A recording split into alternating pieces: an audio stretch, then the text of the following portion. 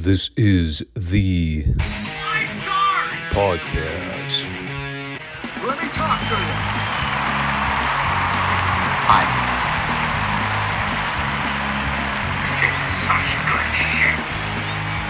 So, what do you guys want to talk about?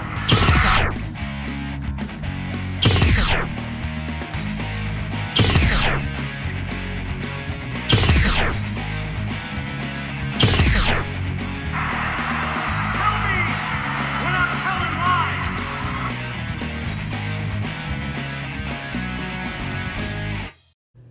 Thanks, guys. Back to you. It's always the shorter Monday shows where I don't really have any kind of opening monologue planned. I just sit down and start the recording, and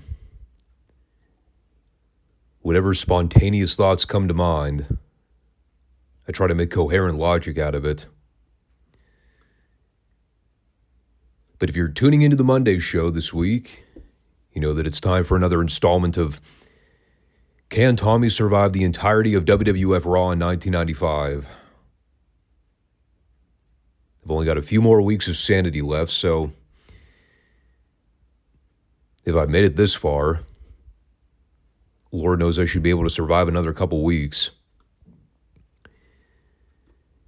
Of course, you all know the deal. If you're watching on YouTube or Rumble, you can find the FSWR podcast on Mondays and Fridays. We are the wrestling podcast nobody knows, but everybody surely needs. And as the holiday season approaches, I'm sort of reminded of things I need to pre-plan for the end of the month. It also reminds me that my birthday's coming up, and I'm soon to be a year older than I was the previous year. I guess that's how aging works. Of course, I already stopped counting after I turned 30. When people ask me my age, I have to start counting on fingers and toes to come up with a number. Anyway, make sure you subscribe, comment, like the show if you have not already. Come back and check us out every week for new content and new podcast discussions. The countdown officially begins here with the Raw library. Peacock has now included the dreaded timer on all the retro Raws. You have 20 days until the show is gone forever. Ha ha ha ha.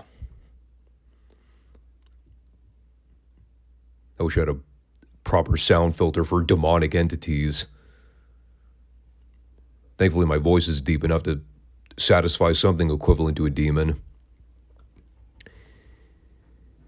But yeah, they got those timer clocks everywhere now, so it is official. We will no longer be able to access any of the Raw library on Peacock after December 31st. A sad, sad day in the world of video streaming. Unless you're Netflix, and in that case, it's a huge deal. There was a part of me for a minute that was like, you know, maybe if I get Premium Plus, I can download all the Raws illegally and then save them in my PC. Of course, that would be way too simplified, right? Can never be that easy. I'm pretty sure I wouldn't be able to download them straight to my computer. Like, even YouTube Premium doesn't offer that kind of service. Unless you download one of those sketchy converter gimmicks, which, I mean, how bold are you? It's like buying a gun from a disheveled old man in the back of a pickup truck in Bucksnort, Tennessee. They're just things you would not recommend the average person do. And on general principle, I don't really like the idea of, hey, download this converter link from my website. It absolutely doesn't contain any viruses or malware. It'll be fine. And then you open the link and your entire computer is just flooded with boobs and vagina.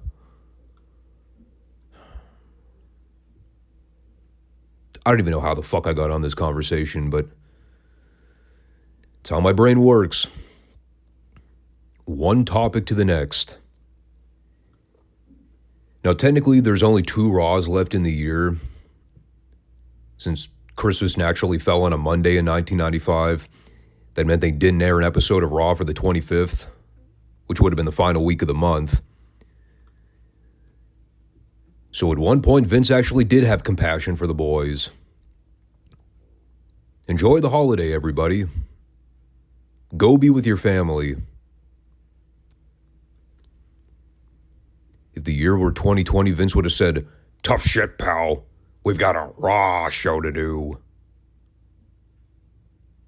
Despite that nobody would have been watching anyway outside the WWE sickos. So, I mean, technically, if I wanted to get a jump start in the 96 shows and try to knock out a bunch of those in succession while I still have access to the library, hypothetically, I could. Do I want to? No. I mean, I'd rather spend time focusing on end-of-the-year projects and kind of focus on what I want to do for the last podcast of the year.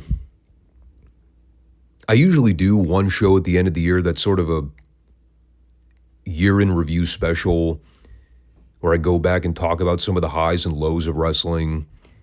I'll usually do like a top 10 or top 15 favorite match list, which is probably the selling point for most of those shows. I mean, it is going to be a little different this year since I really didn't watch a lot of modern wrestling outside the PLEs. I mean, we covered SmackDown for a while, but it was mostly just an extension of preparing for the PLEs anyway. It is kind of crazy to think this channel's gone over a year without even really talking at any length about AEW. I haven't watched any of the television shows, haven't ordered or even bothered to check out any of the pay-per-views. I mean, at most, I've seen a few clips of things here and there. Nothing I'm following on a consistent basis because I just don't care. I mean, the only AEW news I keep up with is anything I directly hear from podcasters or read about on the internet somewhere. So I guess my match of the year list will contain pretty much all WWE content and any other topic that I have a vague interest in discussing at length. Maybe that would be the ideal time to do some kind of state of AEW address. But again, man, like, what is there even to talk about? I've already said so much about the product since the Punk firing, and nothing has really shown any signs of improvement since. The audience continues to dwindle. The product's never been any more ice cold. Tony Khan's been completely exposed as a fraud for his ineptness in both running and booking a wrestling promotion. I mean, even the most passionate diehards have finally been red-pilled about the realities that people like me and Jim Cornette and Eric Bischoff have been saying since pretty much when the company was first founded. I would argue I was even more down on AEW than both Bischoff and Cornette were at various points. Unpopular opinion here, because I understand Jim's had a vested interest in his future as a draw in wrestling. I've completely given up hope on MJF ever meaning a goddamn thing in this business. He's been exposed as a fraud too. I think, despite whatever you want to say about the piss-poor way he's been booked and marketed over the last year or so, ever since the Punk feud, he's just as responsible for the downhill slide of his career as Tony Khan is. Because he's the dope that thought it would have been a better long-term investment to hitch his wheels to AEW. Despite all the evidence that things are not looking good for their future. MJF had a chance to bail out like Cody did. To go to WWE and ride that same wave of momentum he was riding back in 2021 and 2022 when he was at his utmost popularity. And instead he re-signed with a company that's a sinking ship. And everybody knows it. I mean, he's never meant any less as a draw or a talent than he has at this very moment. That fucking garbage with him and Adam Cole that's still going on after what? A year and a half? I was putting that shit publicly back when everyone thought the Bro Chacho story was like the coolest thing in the world. Meanwhile, I'm sitting here on my show back in early 2023 telling everybody how stupid it was. That they're a bunch of fucking morons if they think any of this stuff is good. I don't care how successful their segments were in the ratings.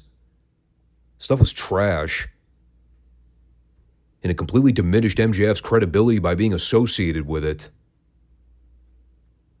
But that's the sad sable of wrestling fans, man. They only start to catch on to the dumb shit after there's no other defense mechanism. Once they start seeing the empirical evidence of the declining ratings and viewership, once they recognize their so-called favorites aren't doing anything to help better the product or draw money or sell tickets, then they're finally like, maybe we ought to rethink this push of Daniel Garcia. Or maybe this Adam Cole MJF stuff isn't as great as we were led to believe. And then here's me 15 steps ahead at the finish line going, you dumb motherfuckers figured this out now?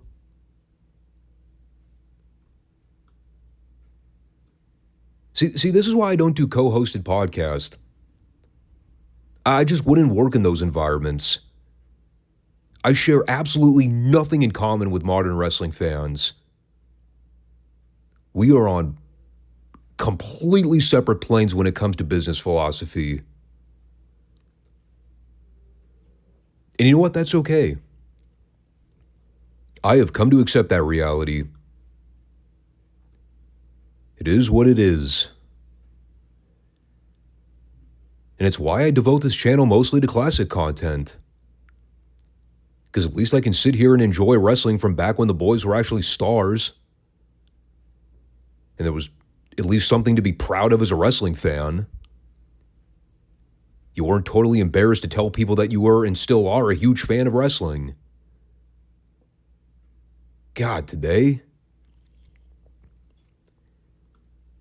it's like being the secret Trump voter. You know you're going to get run up the flagpole for publicly saying it out loud. So you just vote for him in private, and then when he wins, which you knew he would, you laugh at all the dumb people that thought he would fail.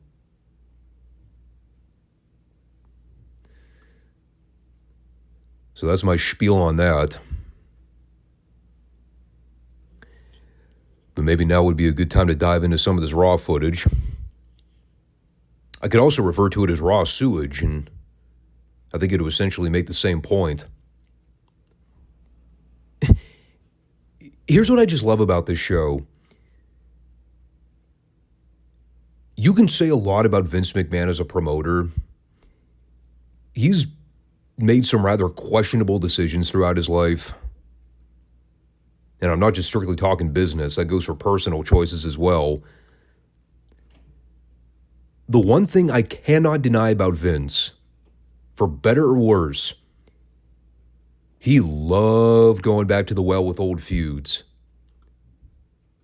Even if so many of those feuds were never truly all that great to begin with, and or the audience couldn't possibly give a flying fuck either way,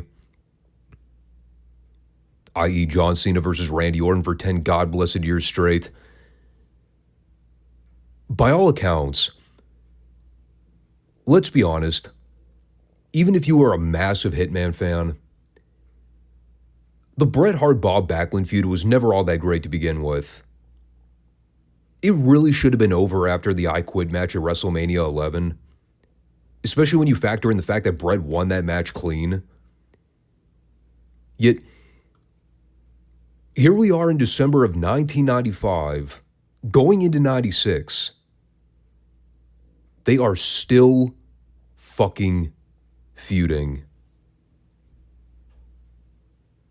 Over what? Well, presumably the WWF title. Of course, as we found out later on, that match wasn't even for the title. It's just so amazing to me because We rarely see Backlund on the show to begin with. The match at In Your House 5 is supposed to be Bret and Davey Boy for the title. You could at least argue doing another match with Bret and Owen would make sense in furthering along the feud, especially because of the ties with Camp Cornette. I mean, you could even do Bret and Yoko. But no, they're having Bret wrestle Bob Backlund in the main event of Raw for literally no other reason than Vince liked the program and thinks the Bob Backlund gimmick is funny.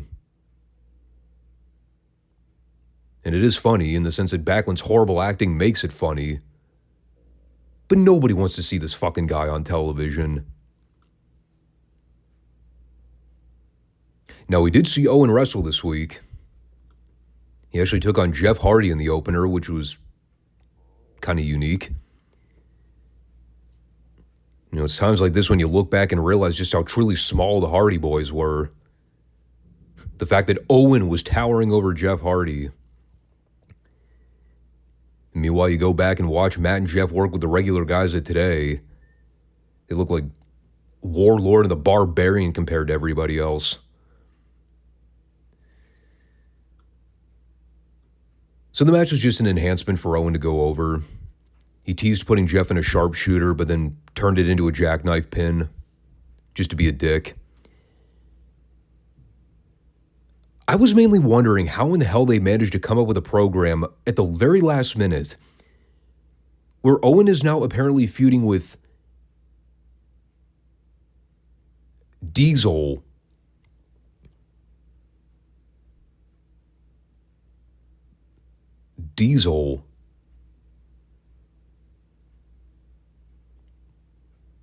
Where the hell did that program come from? Like, Vince tried to justify it as Owen claiming responsibility for putting Shawn Michaels on the shelf. I guess Diesel took that offensively or something. Guess Owen was going around sporting a black Diesel glove as a spoof. This is like prototypical last-minute booking to try to fill up a card. Is Diesel doing anything in Your House? Well, he is now, pal. He's going to work with Owen. Does it make any rational sense? Not really, but fuck it, who cares?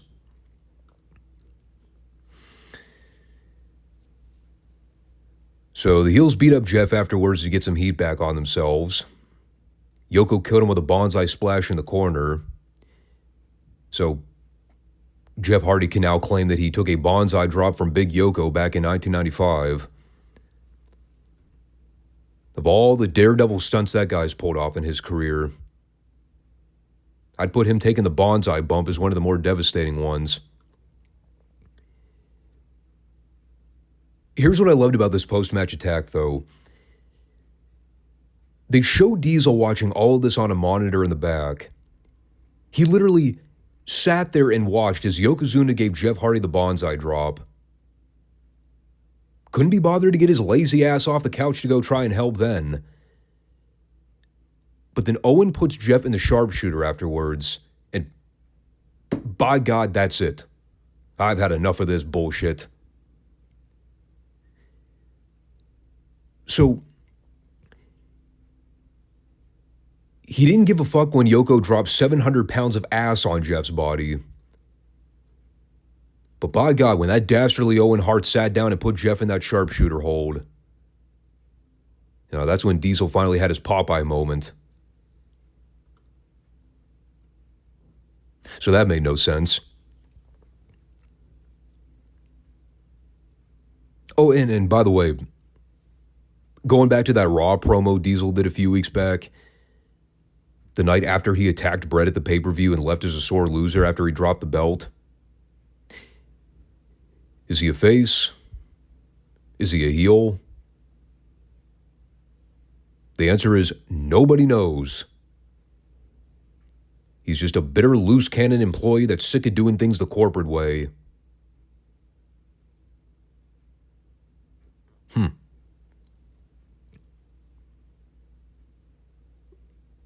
So in other words, he's Stone Cold Steve Austin without the star power or drawing ability. Good. Glad we clarified that. And that brought us to Aja Kong versus Chaparita Asari. It's Kenny Omega's wet dream turned reality in 1995. Meanwhile, the crowd completely phoned it in the minute they rang the bell to start it. If they weren't filing out to the concession stand, they were sitting on their hands and barely paying attention. I mean, Lawler spent the whole match making fat boy rapper jokes, saying that he and Aja Kong used to sit on the couch eating potatoes all day. Because, well, you know. I liked how Vince was the one that made the joke about throwing potatoes in the ring. Of all people. I mean, it was Aja Kong just having her way with Asari. She'd hit a move, fake everyone out with going for a pin attempt after pulling her up at 2. She'd basically repeat that for several minutes. It got old. Then she finally put Asari away with a backhand chop. And again, we're presumed to believe this is building up something between her and Alundra Blaze. Pretty sure Alundra had already left the promotion by this point. It was either this week or the following week she shows up on Nitro and throws the women's belt in the trash can. Which, for whatever reason, is still renowned as an iconic wrestling moment.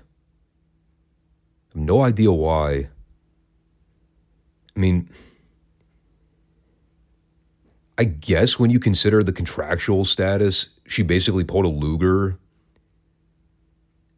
But it was just everything that happened after the fact. We were like, okay, big deal, now what?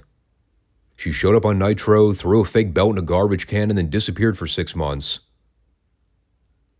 No one thought of it twice.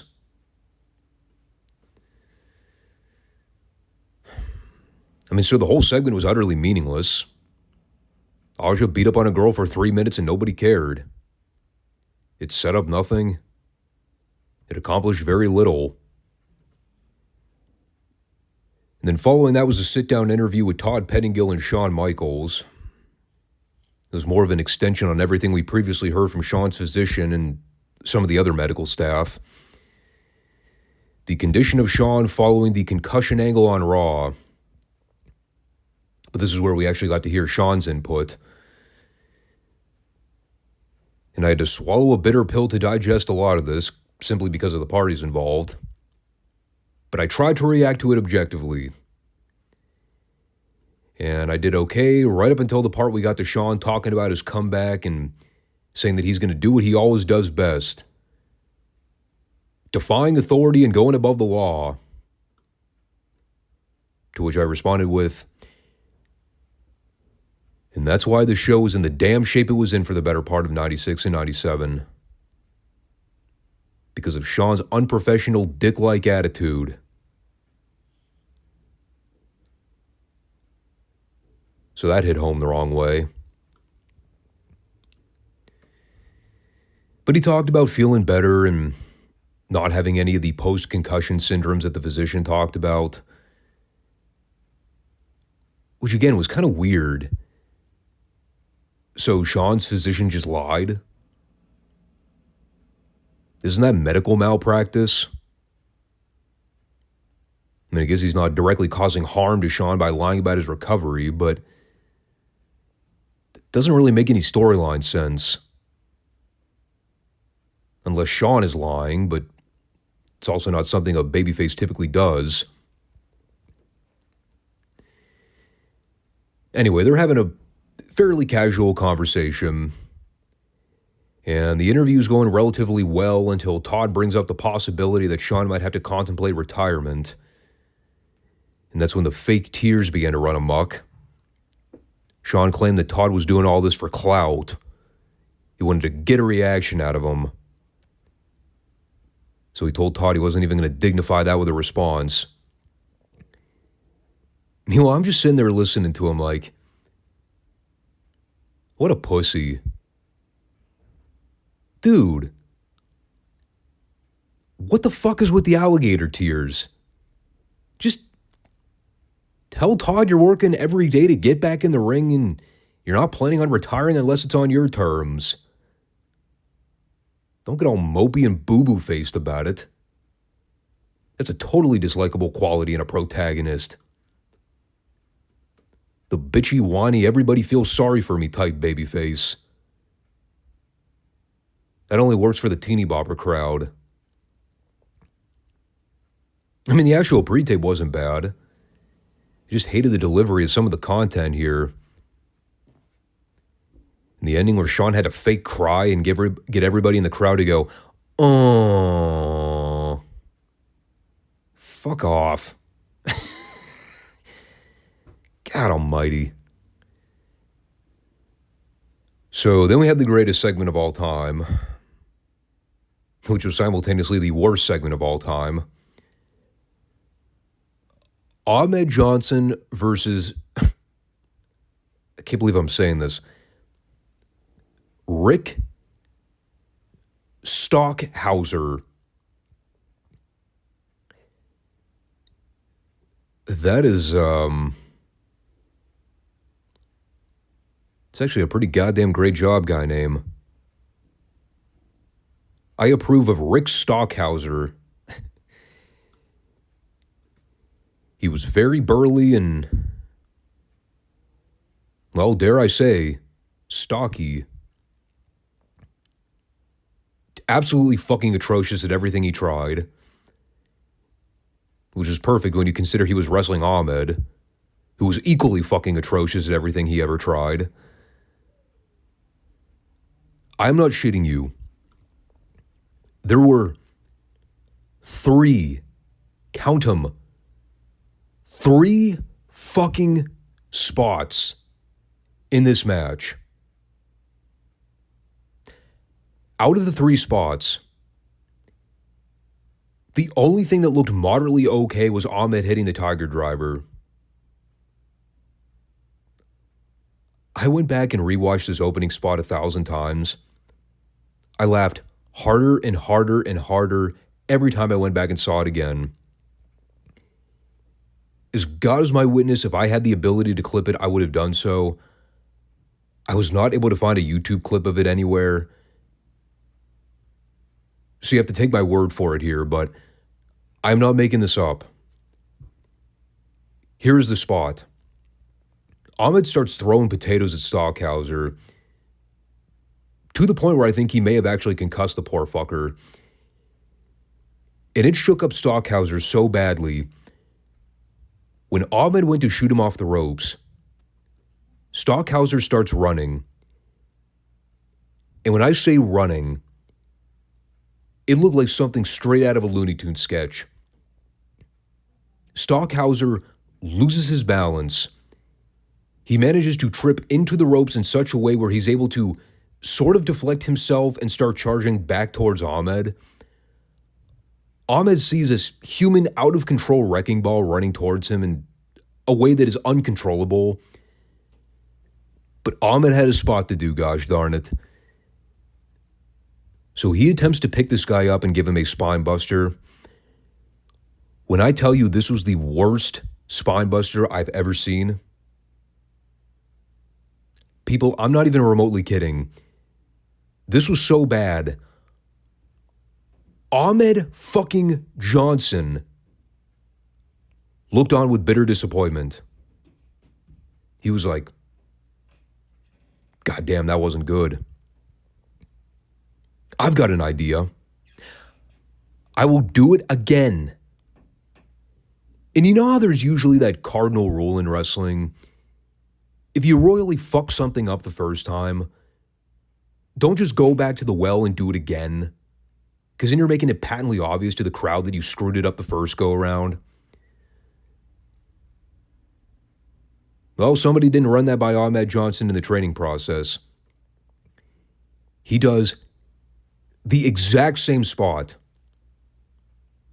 Literally the same spot.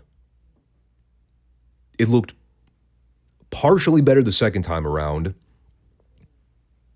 meaning that Stockhauser didn't trip running into the ropes this time.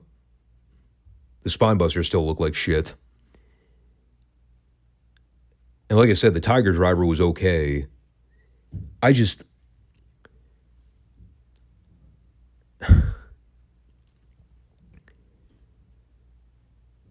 can't even begin to describe what it's like going back and rewatching Ahmed Johnson again. Like, even as a kid, I always knew instinctually that he sucked. I just didn't realize how truly horrible he was. He might actually be worse than Nia Jax. I mean, I'm yet to see Ahmed go 40 minutes in War Games, so maybe it's not a fair comparison. But if we ever had, God forbid, I'm sure it would have been far fucking worse than Nia's performance in that War Games match. Dude.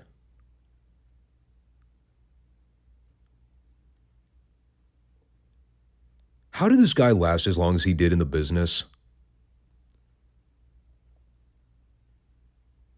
I can't even imagine what it must have been like if you're one of the boys in the back. Thinking to yourself at some point, I might have to work with this walking bull in a china shop. And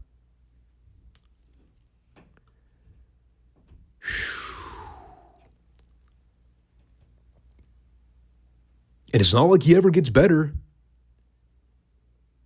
This was his peak. This is as good as he gets.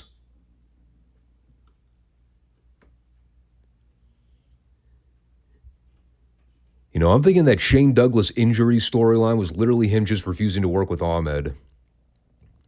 He probably saw this match and said, "No, thank you. I'm trying not to wind up in an iron lung by the time I'm 40. And you know what? Good on him, bro. I know Shane wasn't the easiest guy to do business with, but he at least had standards. So after that 5-star classic performance, I had to step out for a minute to regain my sanity.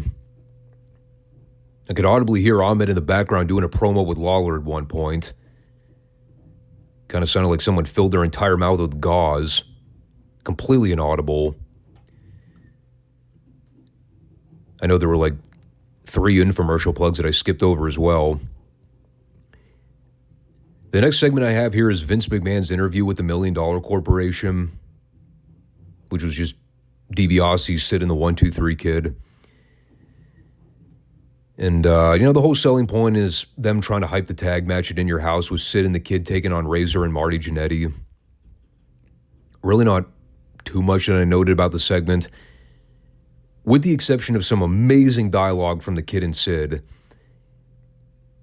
including the Kid mentioning that he and Marty Jannetty were once the World Tag Team Champions, which I had completely forgotten about. That was like early 94, wasn't it? He also said that he and Sid would prove, come In Your House, that they are the best tag team of all time.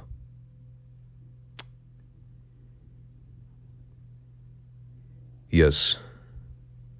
The 1-2-3 Kid and Psycho Sid. The best tag team, not just in WWF history, of all time. Better than the Midnight Express. Better than the Road Warriors.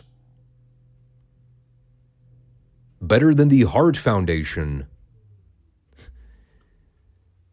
Better than you name any of the all-time greatest tag teams. Psycho Sid and the 1-2-3 Kid. It combined 2 matches collectively since they even formed their tag team. Greatest tag team of all time. And then Sid. Sid was fucking awesome here. He's talking about how he's not going to feel sorry for what he and the Kid are going to do to Jannetty and Razor at In Your House. They're not going to have fun squashing them like a bug. They're not going to have fun standing over their broken bodies. And you just watch Sid go into his hushed tone demeanor. He looks like he's about to blow a gasket. And then finally he just goes, I'm just kidding. We're totally looking forward to smashing Razor and Jannetty in your house. Ha ha. Fucking love this segment. Classic heel promo delivery, man. The wacky group of heels being the most diabolical bad guys on the planet. Sid was on fire here. I mean, the kid's promo sucked, but it was comical suck.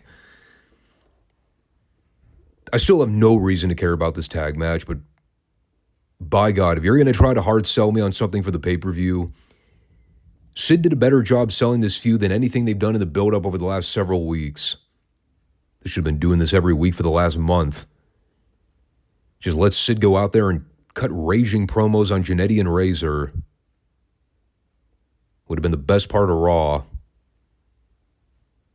going to be so sad when he goes away after the pay-per-view. Like, I know he comes back, but he's going to be a missing piece to the puzzle. So then we had Bret Hart and Bob Backlund, with Diana Smith watching at ringside for some reason. The wife of Davey Boy, in case anybody couldn't figure that out already. This was apparently storyline, seeing her observantly watch the matches on this week's show. Can only imagine what was running through her head when she was watching that Ahmed Johnson match. So, of course, you know, the minute they put her on camera, I'm like, oh, Christ. They're going to let her do an interview, aren't they? Sure enough. And boy, I'll tell you, if her blank facials already didn't paint the picture, you can only imagine what it was like when she opened her mouth. The black hole charisma vacuum she turned out to be. The vacuum upstairs they're running right now had more personality than this woman. I've seen more energy from rotting corpses. God bless Lawler. He's trying so hard to get a reaction out of her. Trying to talk about the title match on Sunday. Who she thinks will leave as WWF champion. There's Diana standing there like, gee, I don't know. Last time Bret and Davey worked together, Davey got the upper hand. So we'll see.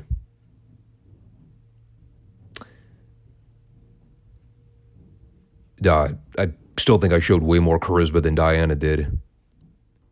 Diana, what do you think about Jimmy Cornette managing to work out a title shot for Davey Boy? Well, Jimmy Cornette's done more for Davey Boy than anybody else, so yeah, sure. He's all right. Whoo. Yeah, I'm just really feeding off that passionate energy from Diana Smith. Good pick, Davey. She's a real catch. Oh, by the way, this match sucked. Should probably just get that out of the way. Yeah, this was easily more boring than anything Diana said for a full minute. They did fuck all of nothing in this match. They did chain wrestling early on, which was mostly interrupted by Diana's interview. Then they came back from break where we got to see Backlund work over Bret's arm for an hour and a half. That was riveting. Suddenly I was really craving a Bret Hart versus Diesel rematch. That's when you know shit is really bad. When I'm actively pleading for anybody to be wrestling Bret other than Bob Backlund. I love the one point in this match where they just randomly put up a giant ticker promoting Vince for America Online. as if anybody was watching Raw by this point in the program. Oh, and then, of course, the best part. After having sat through the most boring, nothing-happening snooze fest of all time, Bulldog just hits the ring for the DQ. I was like, fuck you. Should have happened 10 minutes earlier. And from there, they wasted several more minutes with the heels beating on Bret until some of the management team came out to help. Ineffectively, but they at least tried. I'm not really looking forward to Bret versus Davey Boy for In Your House, and I know that's the primary selling match for the card. I mean, they've been essentially teasing that program since pre-Survivor Series. Ever since the last In Your House when Bret cost Bulldog his title match with Diesel. But even here on the go-home show to the pay-per-view, man, it's like, meh. Well, the first problem is we all know Davey Boy's not winning that match. But like, even during the moments where they try to harken back to SummerSlam 92, they didn't really make that a central part of the story for Bret, other than a passing mention here and there. It's just kind of a run-of-the-mill title defense for Bret. At least that's how it comes across on television. Oh, by the way, since I didn't do this at the top of the report, the ratings for this week is very close. But Nitro barely managed to scrape by with a victory this week. A 2.6 lead over Raw's 2.5. I mostly blame the main event for that. I think a lot of people tuned out after they saw Backlund working over Bret's arm in a hold for 45 minutes. But it is kind of like how we talked about last time. Everything is very back and forth with the ratings up until early summer next year. And that's when Nitro finally takes the full lead in the ratings for 83 weeks. Despite how bleak things may have looked for Raw here as we head into 96, they were still doing pretty well in competition with WCW. I mean, let's be honest, neither product at this point was really hot.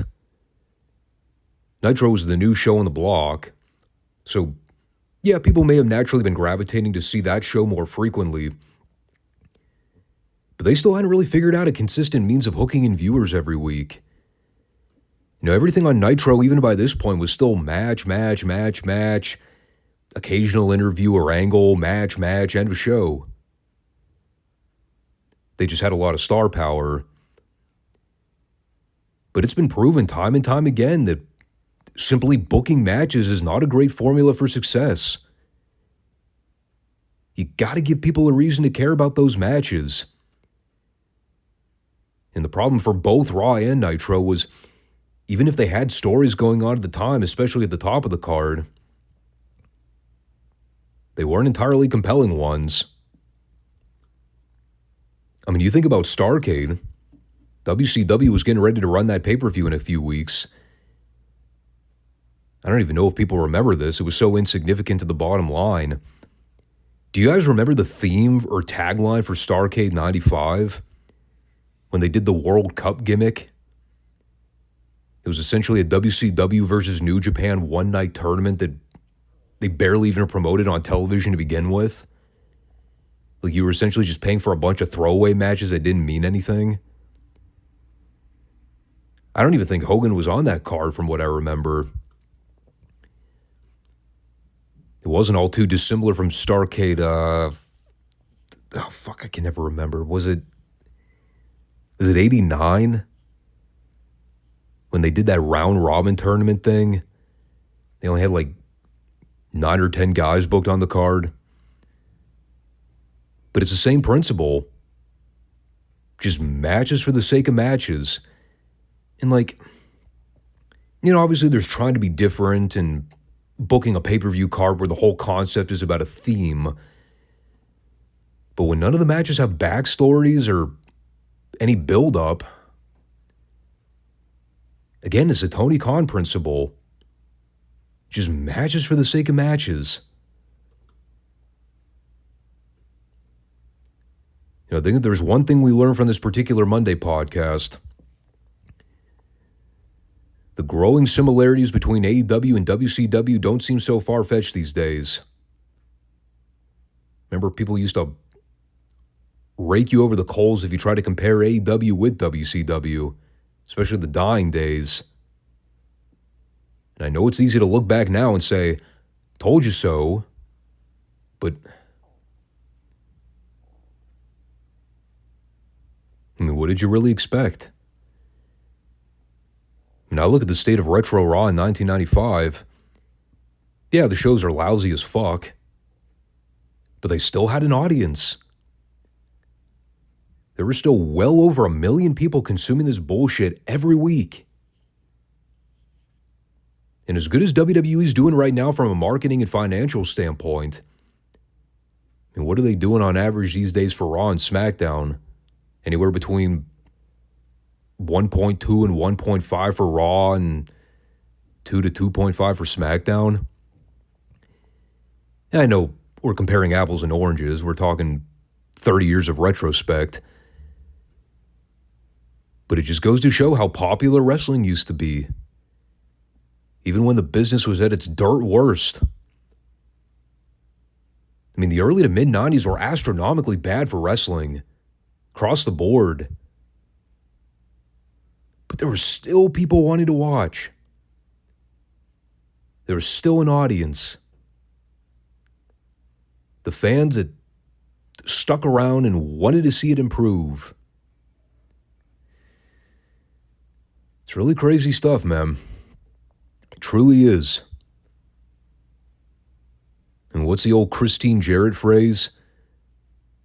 Wrestling fans are creatures of habit. They will watch no matter how good or bad things are. It's like a cult religion. As long as you have them trained on a certain day by a certain hour to be in front of their television to watch wrestling, that same loyal fan base is going to be glued to the show. Again, no matter how good or bad it is. And these days, it's barely 1 to 2 million people on average. Whereas at one point, it used to be 10 to 12.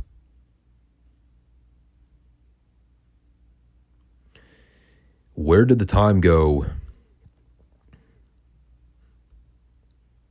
I know I'm kind of rambling at this point. Sometimes I get going on these topics and can't really find a coherent means of stopping, but I guess now is as good a time as any, right?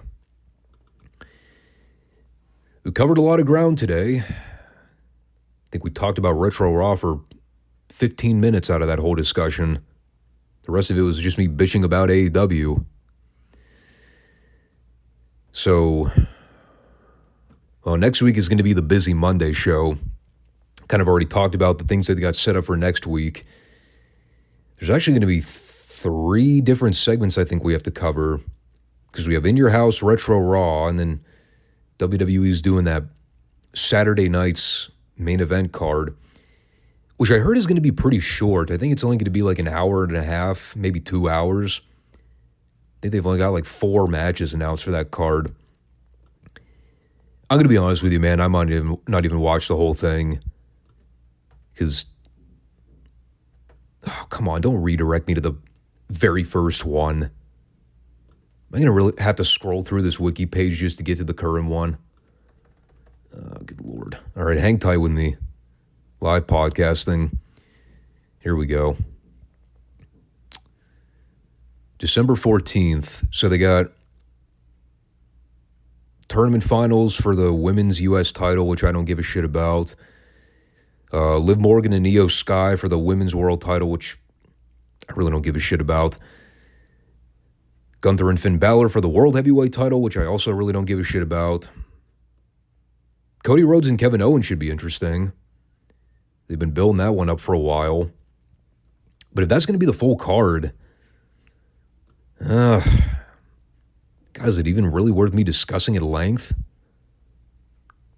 I mean, I might briefly cover a couple things, but I'm not going to do a 30-minute discussion on the finals of a women's U.S. title tournament. It's like, I don't know. It's the supply and demand conversation. When I heard WWE was doing 2 different tournaments for women's Intercontinental and women's U.S. title belts, I'm like, why? Is there a market for it? Is there a demand for it? And like, here's the thing. So they don't even have the tournament finals situated right now.